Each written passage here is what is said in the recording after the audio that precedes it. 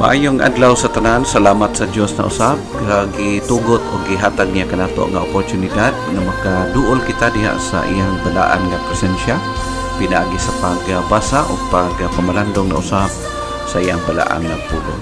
Pangamuyo kita sa ato nga pagsugod karon. Kanimo o Dios nga labing kamahanan, nagapasalamat na usab ug nagadayeg kami kanimo tungod sa oportunidad nga dinhi sa kahanginan mapaabot o Dios ang imong balaang pulong. Panalangin ni o Dios ang tanan nagapaminaw karon diya sa ilang tagsa-tagsa ka mga radyo, diya sa ilang panimalay, at the same time sa tanan mga Facebook friends nga naga-follow o nagasunod ni ini every now and then. And even Father, sa tanan nga naga-monitor o nagapaminaw karon o sa tanan nga maka-scan o maka-follow ni ini later. Lord, I pray nga ang balaan ng Espiritu padayon sa paglihok sa mga kasing-kasing sa matag usa samtang patalinghugan o Dios ang imong balaang pulong nga unta kini aduna gyud impact nga ni sa among kinabuhi sa matag karon ug unya nga ang imong pulong among mabasa o mapamalandungan. Kini nga pag-ampo o ba ng pagpasalamat itungyan diya kanimo. In Jesus' name, Amen. Salamat sa higayon nga diin makapadayon kita sa ataan nga pagpamuhat o sa pagpamalandong diya sa pulong sa Ginoo. O karon nga higayon nga gikalipay nato ang padayon nga pagpamalandong dinhi sa Romans chapter 12 verse 1 down to verse number 3.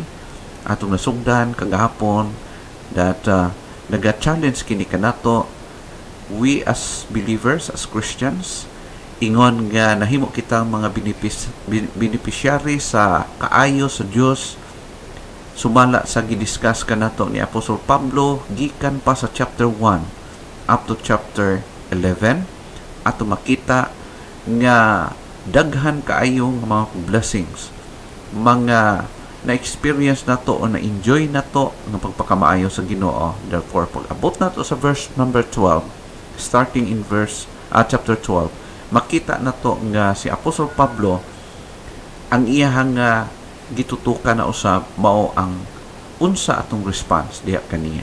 And ang pinaka maayo nga response nga atong mahimo sa Ginoo, we must dedicate ourselves to God alone.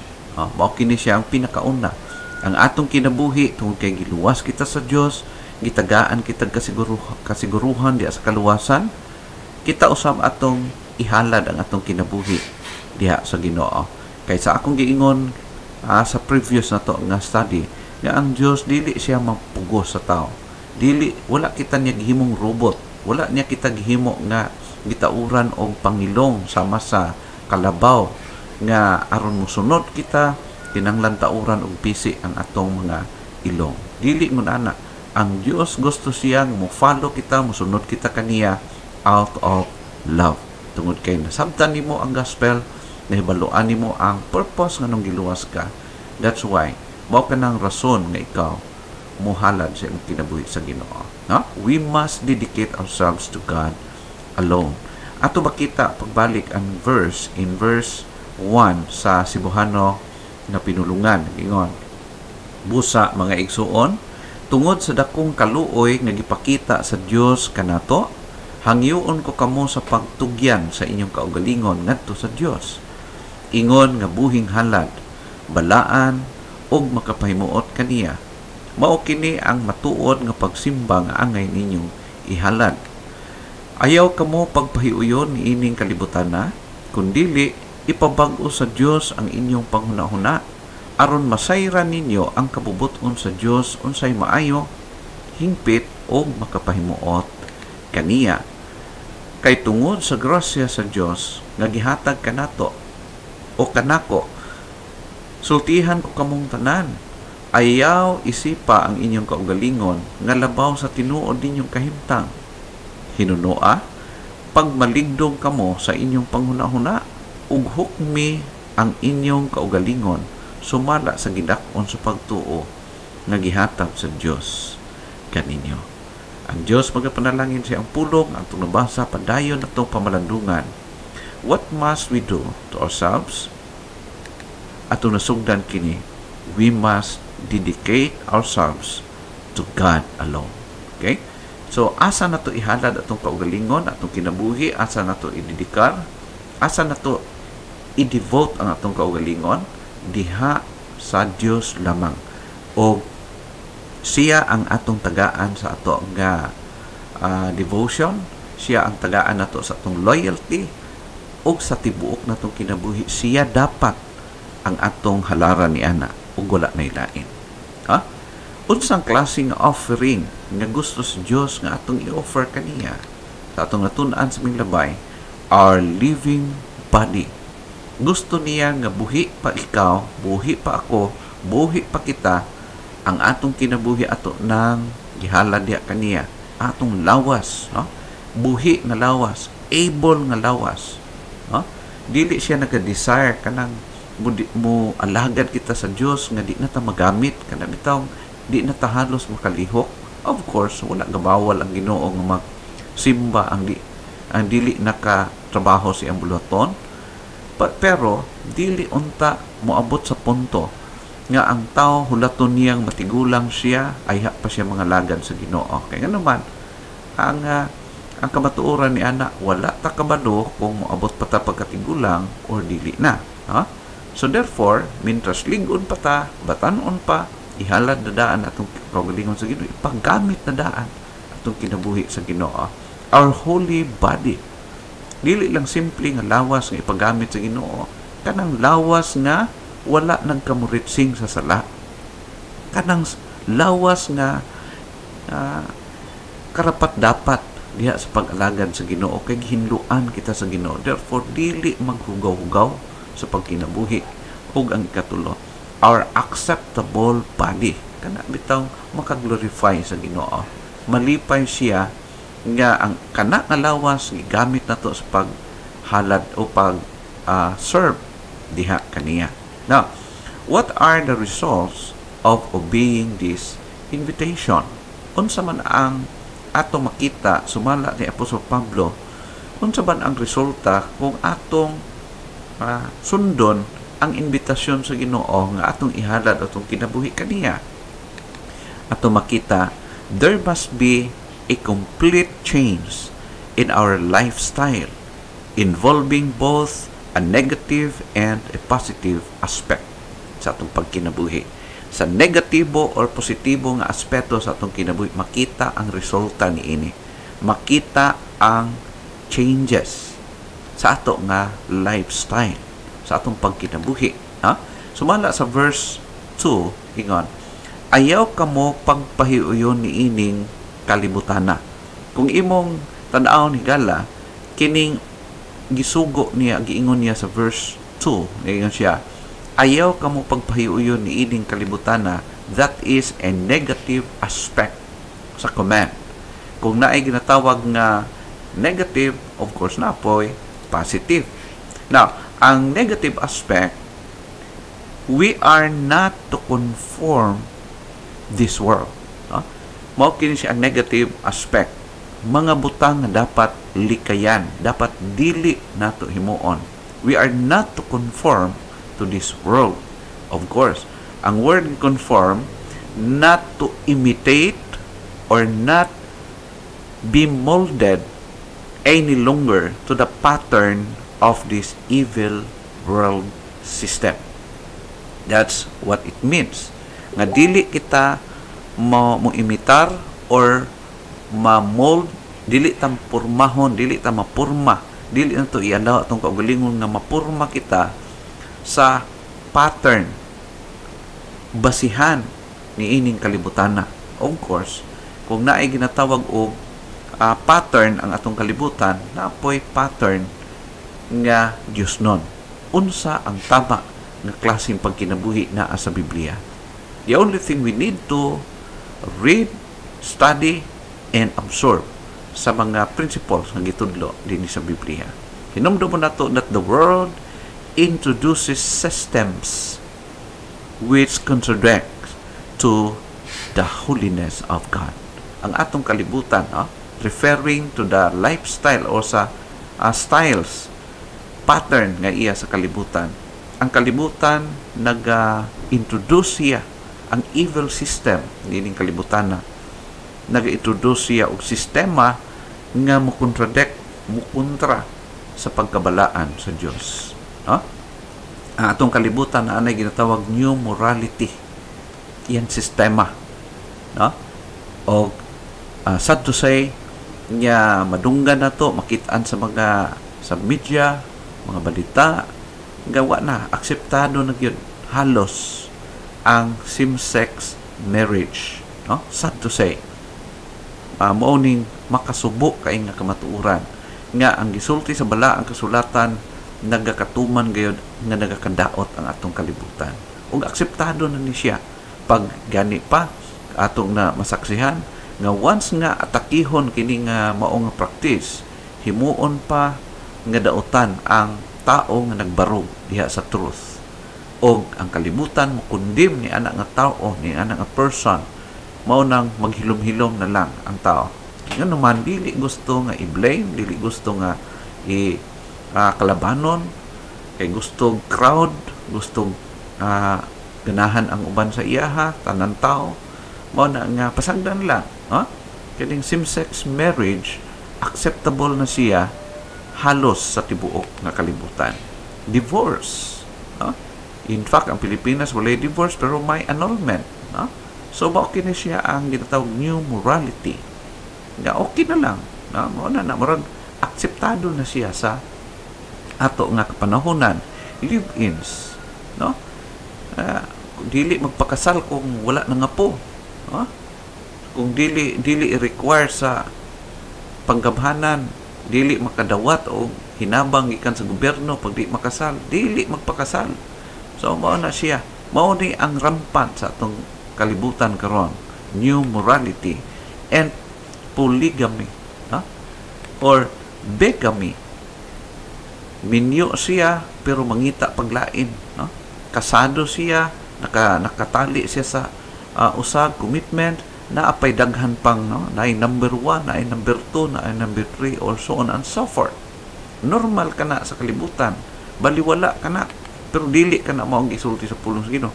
Unspeakable abuses, daghan klase ng mga abuses sa atong madunggan, masaksihan sa atong kapanahonan ni other ungodly lifestyles.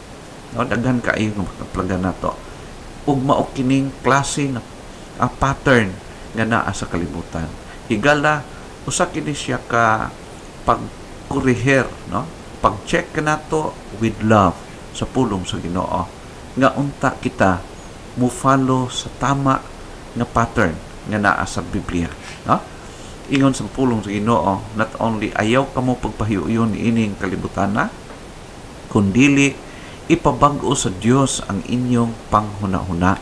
This is the positive aspect sa command sa Ginoo, ang iyang desire sa atong kinabuhi. Ang negative, dili ta mo sundog sa stelo sa kalibutan. Ang positive aspect, ipabag-o sa Dios ang atong panghuna-huna. That's positive aspect sa iyang command. Ang pulong din hinga ipabag-o, ang pulong ipabag-o sa English is transform. Sa Griego nga pulong, metamorpheo.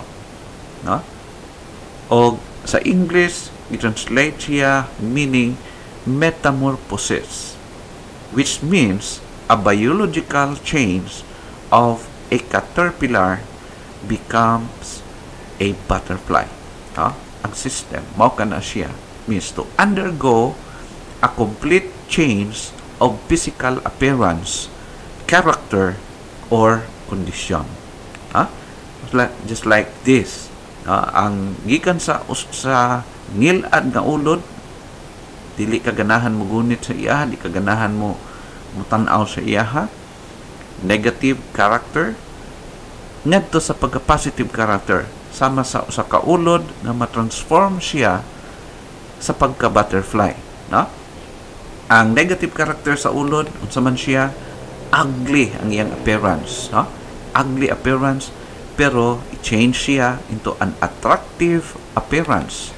Gikan sa iyang pagka-destructive, ang iyang character, destructive siya pag makatapot siya diya sa imong mga tanom, ay tingala kang anong nawala man ang dahon sa akong tanom.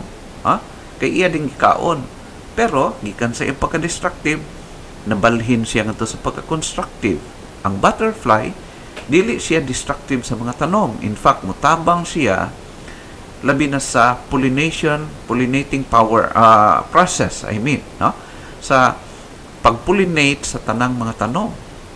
Kay kung wala kining mga butterfly or uban pa nga mga bees, ato makita nga medyo bagal usab ang pollination. Dili kayo maging fruitful ang mga tanom nga nagapamulak.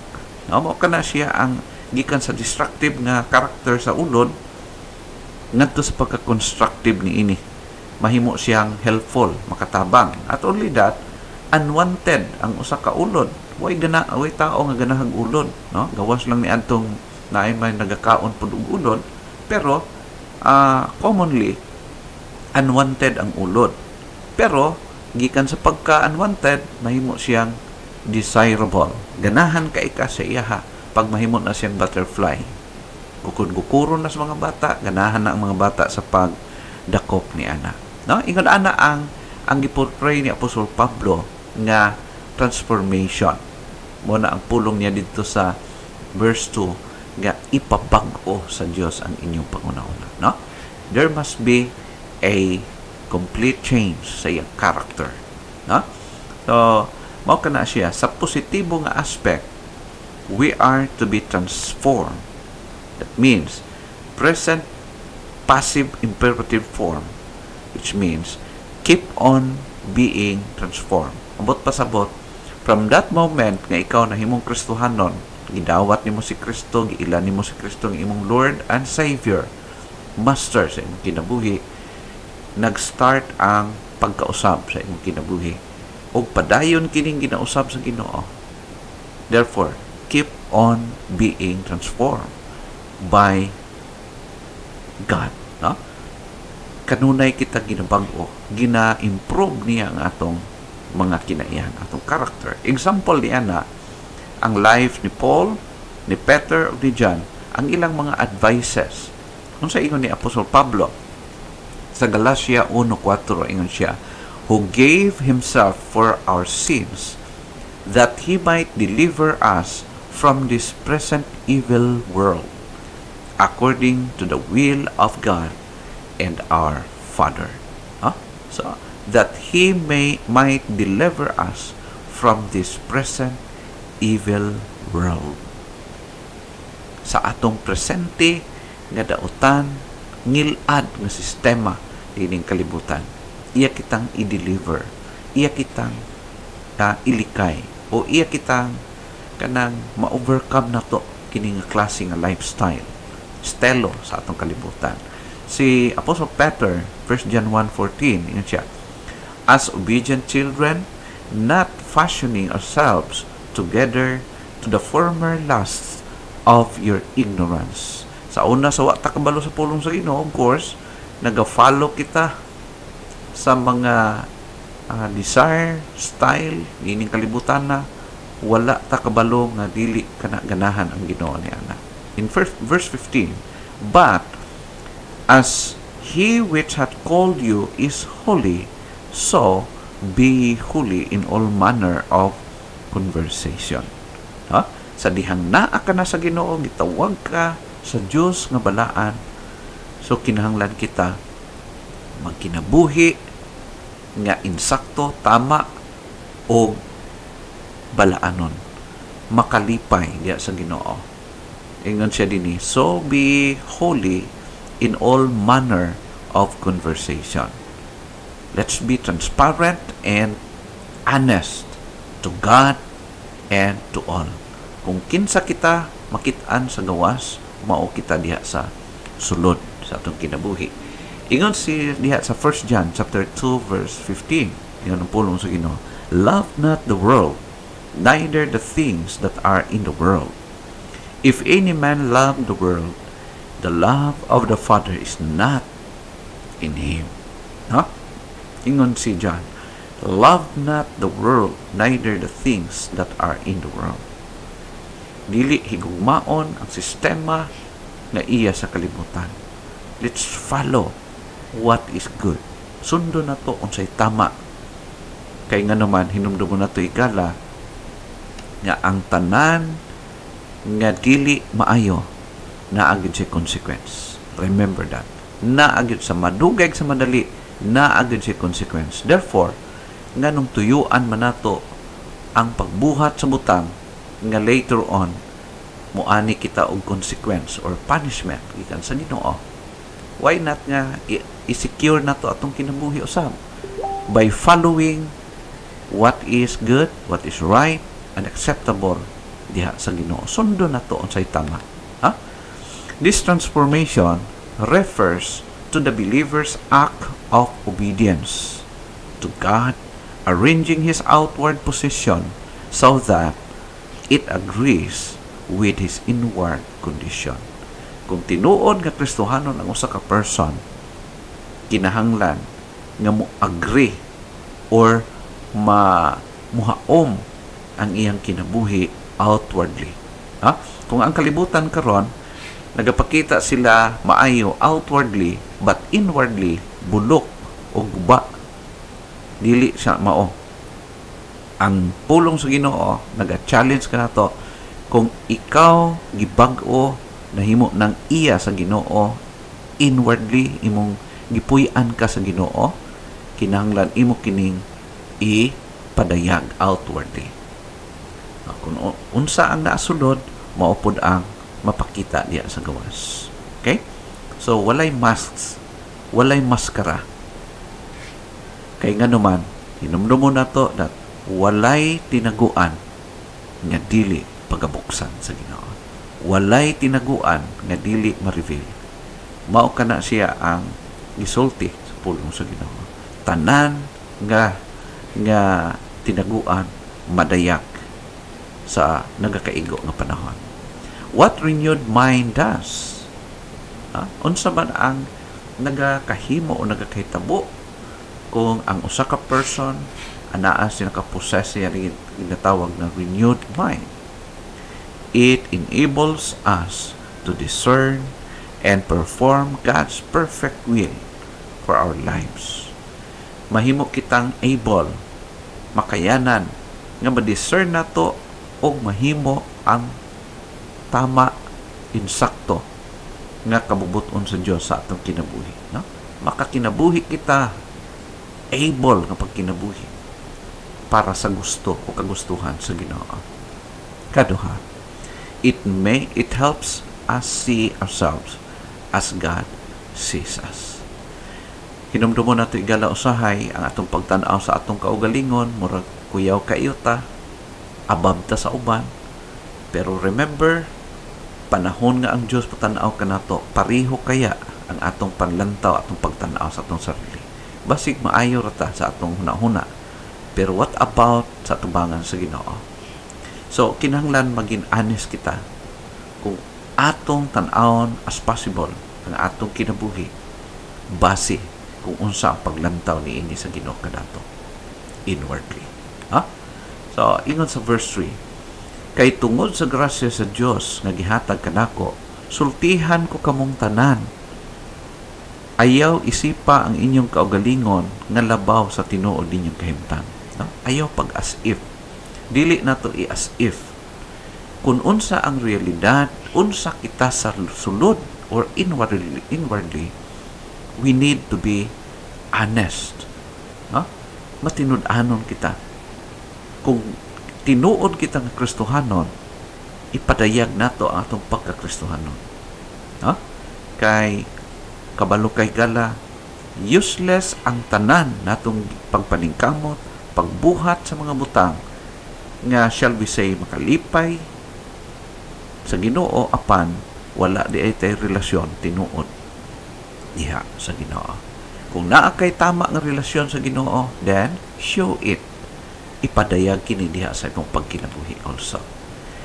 Let us see ourselves as God sees us. Kung unsa ang pagtanaw sa Dios kanato, mausab unta ang atong paglantaw sa atong kaugalingon. No? So, let's be honest sa atong kaugalingon. Because only being renewed spiritually, can we ascertain, do, and enjoy the will of our God. No? Kung tinuod na renew inwardly, spiritually, that's the time na makasiguro na to definitely nga nagakalipay ang Dios sa atong kinabuhi. Higala sa tanan natong buhaton, timuon na to fairly and for the glory of God and for the welfare of all. Huh? So mao kana siya ang lesson nga gusto nako ipaabot kanatong tanan. Kanimo karon higala nagapaminaw. Og once again, salamat sa inyong pagpaminaw, salamat sa pag-share sa ato ang mga videos. Ug salamat sa inyong prayers. Salamat sa inyong partnership nining bulhaton. Akong pag-ampo nga unta, padayon kamo nga i-bless sa Ginoo. Ang truth na atong madunggan from time to time, sometimes makalipay, sometimes makapasakit sa atoa, pero helpful siya once nga positibo kitang nagapaminaw, nagadawat niini og atong i-apply kini sa atong kinabuhi. Higala